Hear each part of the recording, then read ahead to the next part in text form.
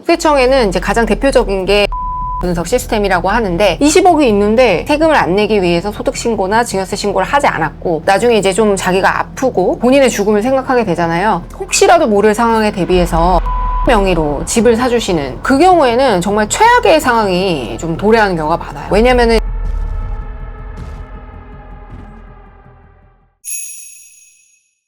안녕하세요. 저는 절세미녀 김희원 회계사라는 유튜브 채널을 운영 중인 디자인텍스 세무회계사무소 대표 김희원 회계사입니다. 가족 간 금전거래 시 증여세 과세 대상에 해당하나요? 네, 물론입니다. 세법에서는 이 대가 없이 증여하는 부분에 대해서는 무조건 증여세가 부과된다라고 생각을 하시면 되고요. 가족 간의 거래는 더 꼼꼼하게 본다고 생각을 하셔야 됩니다. 무조건 세금이 나오는 건 아니지만 이제 금액이나 시기나 뭐 증빙이나 소득 수준을 함께 보는데요. 예를 들어서 자녀가 이 증여받을 돈을 가지고 부동산을 몇 억짜리를 구매했다라고 했을 때 보통 이렇게 증여받은 자금들이 문제가 됩니다. 현금은 추적이 안 된다고 하는 분들에 대해 어떻게 생각하시나요? 가장 이제 위험한 오해라고 저는 할 수 있겠는데요.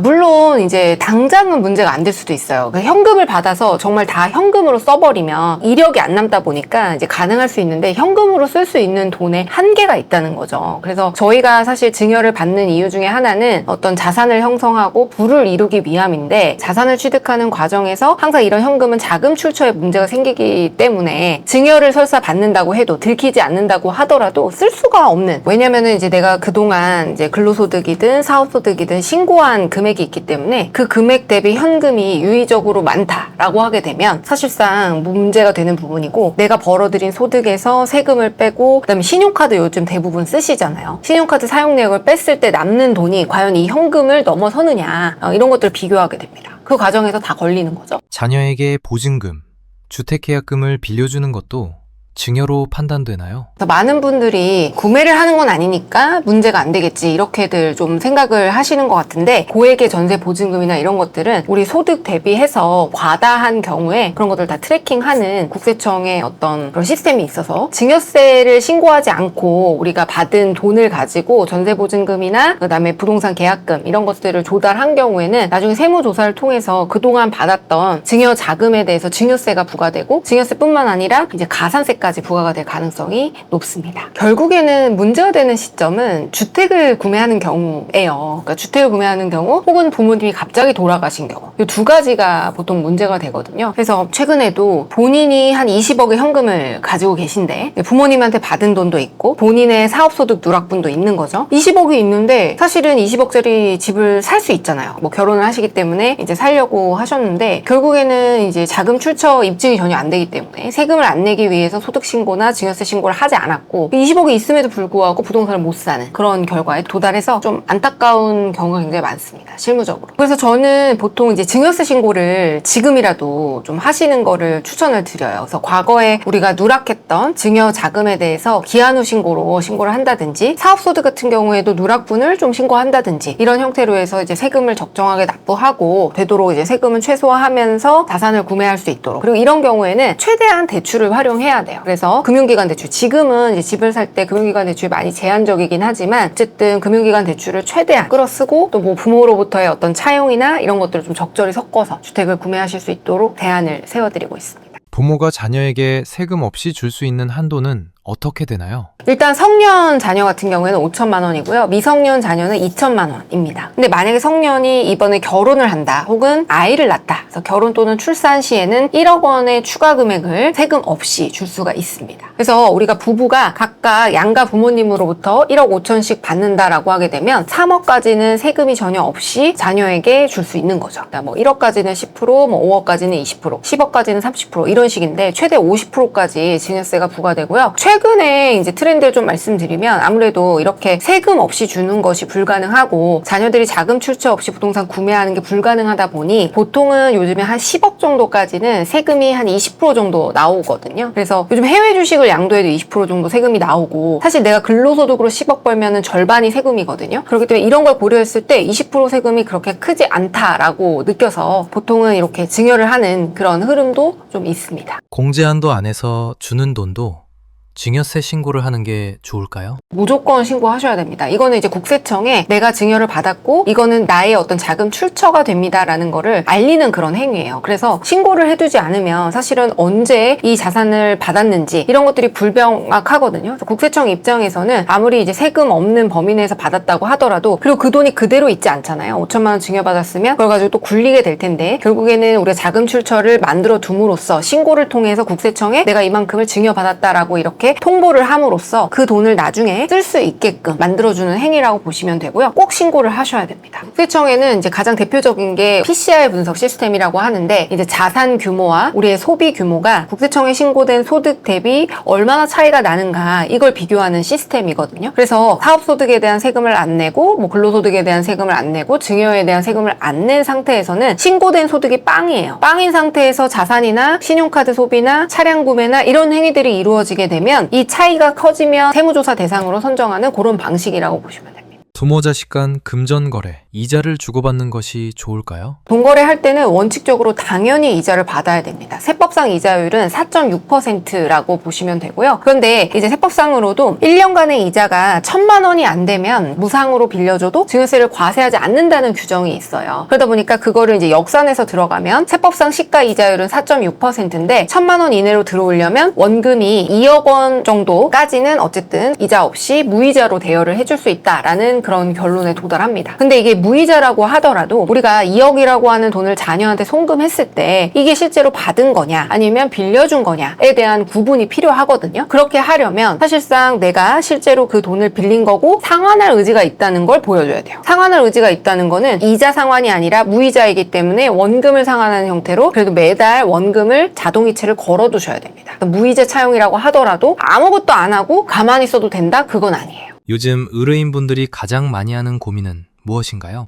아무래도 자녀들한테 세금 없이 자산을 물려주는 부분에 대해서 이제 고민이 아무래도 가장 많으시지 않을까 싶어요. 지금 사실 은퇴하신 이제 베이비 부머 세대들이 대부분의 부가 좀 집중되어 있거든요. 그러다 보니까 어쨌든 우리 가족들이 잘 먹고 잘 살자고 이렇게 자산이 축적이 되었는데 결국에는 이걸 또 자녀한테 어떻게 이전을 해야 되는가 이거에 대한 고민이 많으세요. 특히 우리나라 특성상 대부분의 자산이 부동산에 쏠려 있거든요. 그러다 보니까 이 유동성이 또 떨어지고 이전을 하려면 여러 가지 솔루션을 해야 되는데 그 과정에서 이제 비용이 발생할 수밖에 없거든요. 근데 당장의 현금 흐름이 부족하기 때문에 이런 부분들을 좀 이러지도 못하고 저러지도 못하는 그런 상황이 굉장히 많은 것 같습니다. 요즘에 그게 좀 많아요. 예를 들어서 사실 부부는 비슷하게 재산을 가져가야 되는데 우리나라는 조금 이제 남성분들에게 이제 좀 쏠려 있어요, 자산이. 그러다 보니까 나중에 이제 좀 자기가 아프고 고령이 되면서 본인의 죽음을 생각하게 되잖아요. 그러니까 본인이 암이나 혹은 치매가 있는 경우에는 혹시라도 모를 상황에 대비해서 아내 명의로 집을 사주시는 그런 경우가 있거든요. 그 경우에는 정말 최악의 상황이 좀 도래하는 경우가 많아요. 배우자에게 사전증여가 6억까지는 공제가 되는 부분이라서 그냥 단순히 생각해서 배우자한테 사전증여하고 그 배우자 명의로 집을 사줬다는 거죠. 그런데 이건 이제 엄연히 이제 사전증여 행위에 해당이 되고요. 그때 뭐 법무사 비용이나 뭐 각종 중개 수수료나 이런 것들을 남편분이 대신 대납을 해주는 그런 형태가 되겠죠. 그래서 그 금액이 6억이 넘게 되면 이제 증여세가 부과될 뿐더러 더 중요한 거는 상속세 신고를 할 때 이게 또 배우자에 대한 사전증여분은 배우자 상속공제 대상에서 제외가 됩니다. 그러니까 결론적으로 상속세가 폭탄이 나오는 거예요. 배우자 명의로 집을 사줬는데 그게 이제 결국에는 얼마 되지도 않는데 괜히 사전증여를 해줬다가 그게 결국 상속세 폭탄으로 돌아오는 이런 경우가 굉장히 많습니다, 실무에서. 그래서 배우자를 생각하는 마음도 있고 이제 본인의 어떤 끝을 생각하면서 죽음을 생각하면서 미리 이제 배우자에게 준다, 선물처럼 준다 뭐 그런 개념이 있을 수 있겠지만 세금적으로는 사실은 굉장히 그게 좋은 방법이 아니에요. 오히려 돌아가실 때 배우자에게 주는 게 훨씬 더 유리할 수 있습니다. 이게 똑같이 배우자에게 주는 건데 내가 생전에 주느냐 사후에 주느냐에 따라 세금 차이가 어마어마하게 납니다. 이런 부분들을 많은 분들이 전혀 모르니까 그리고 배우자는 어떤 한 몸이라고 생각을 하잖아요. 그러다 보니까 배우자한테 그냥 무심코 재산을 그냥 줘버리는 거예요. 그래서 그런 부분이 굉장히 안타까운 경우가 많아요.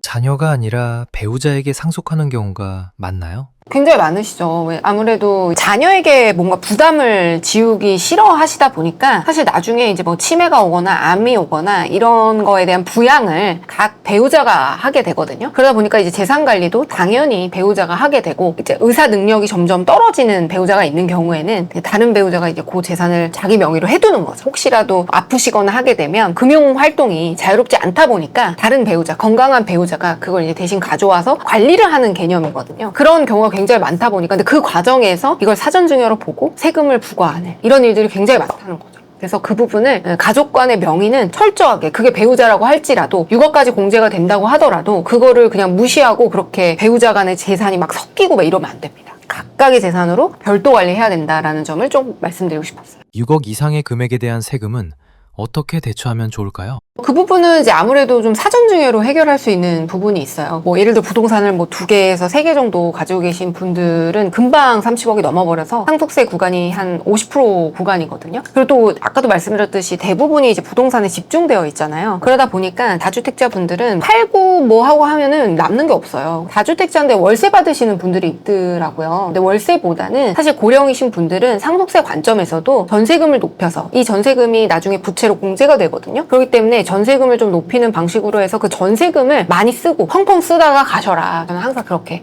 말씀을 드립니다. 왜냐면 다 부동산에 몰려있다 보니까 현금이 부족하고 월세 받다 보면 세금 내다 끝나요. 그래서 전세가 아무래도 세금적인 측면에서 좀 훨씬 더 저렴한 부분이 있거든요. 그래서 전세로 금액을 좀 받아가지고 그걸로 좀 생활을 풍족하게 하다가 즐길 거 즐기다가 가셔야 되는데, 고생만 하다가 자식도 좋은 일이 아니에요. 왜냐면 자식도 세금 내다 끝나거든요. 그래서 나라 좋은 일만 시키고 가시는 분들이 많기 때문에 제가 좀 그런 부분을 말씀드리고 싶습니다. 세금 부담을 줄이려 해외로 나가는 분들도 계신가요? 아유, 많죠. 우리나라에서 사업을 하기도 사실 쉽지가 않고요. 왜냐면은 이제 고용이나 이런 부분들이 유연하지 않은 부분이 있기 때문에 보통 한 100억에서 500억대 사이의 자산가 분들은 사실은 절반을 그냥 나라에 줘야 되기 때문에, 자녀에게 이전하는 순간. 그래서 많은 분들이 이제 자녀들의 교육적인 측면도 있고 하기 때문에 겸사겸사 정리해서 해외로 나가시는 분들이 정말 많습니다. 자녀에게 이전할 때는 세금이 없다든지 부부 간의 어떤 같은 세대 내 이전에 대해서는 세금을 거의 부과하지 않는 것들이 선진국에는 있다 보니까, 유럽 쪽 말고 이제 뭐 미국이라든가 뭐 싱가포르, 그다음에 호주 이런 곳들은 증여세가 없거든요. 그러다 보니까 아무래도 내가 해외로 이민을 감으로 인해서 만약에